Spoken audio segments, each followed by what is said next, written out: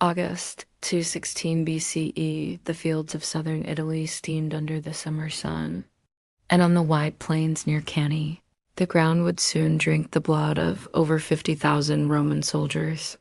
The worst military disaster in Roman history wasn't caused by famine or plague or betrayal. It was caused by one man, a man Rome had feared for a decade.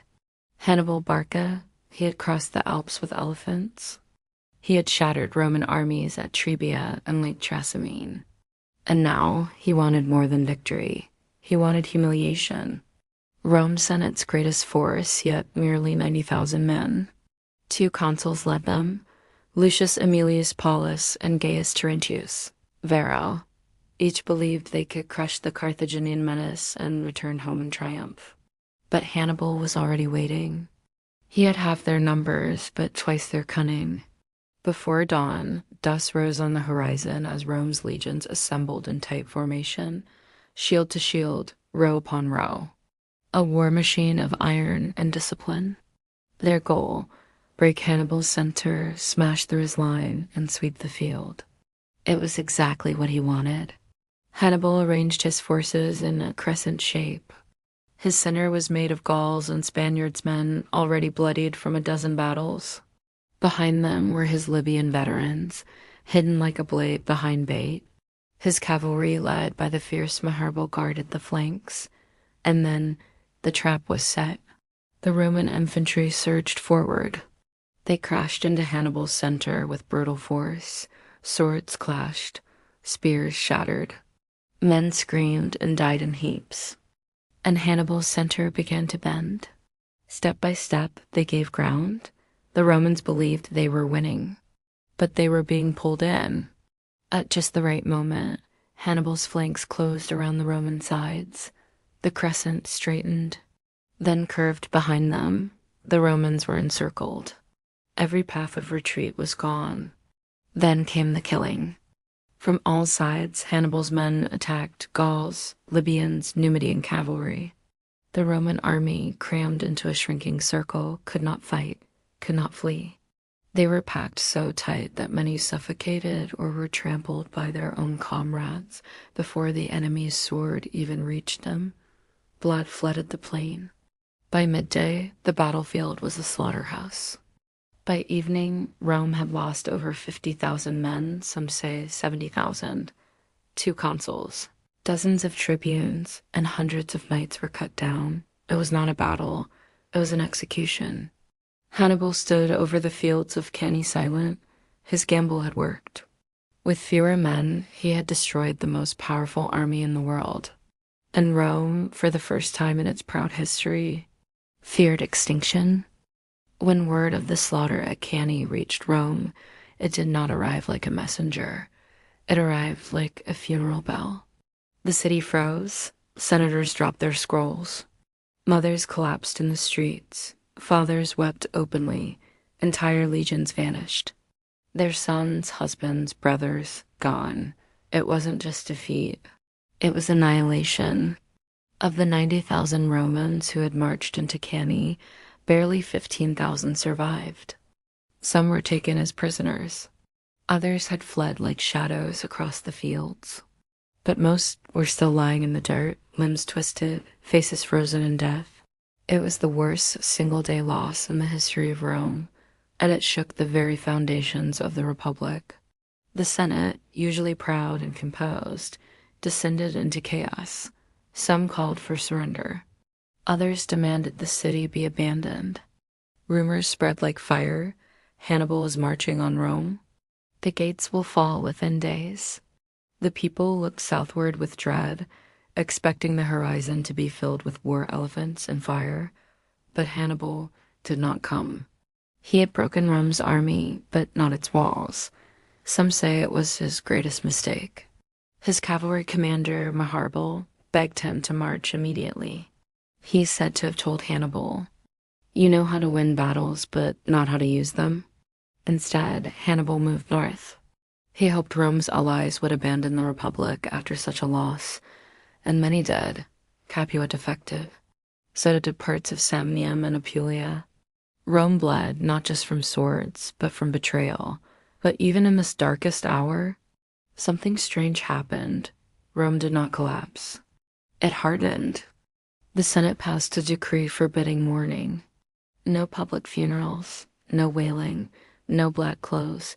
Rome would not grieve. Rome would endure. Young boys, barely old enough to hold a spear, were enlisted. Slaves were promised freedom if they would fight. Old men rearmed and trained in the fields. And one name began to rise above the ashes of despair: Fabius Maximus. Fabius had once been mocked as cunctator, the delayer. He refused open battle. He harassed Hannibal's supply lines. He burned fields and denied forage. At Cannae, they had laughed at him. Now they listened. No more head-on charges.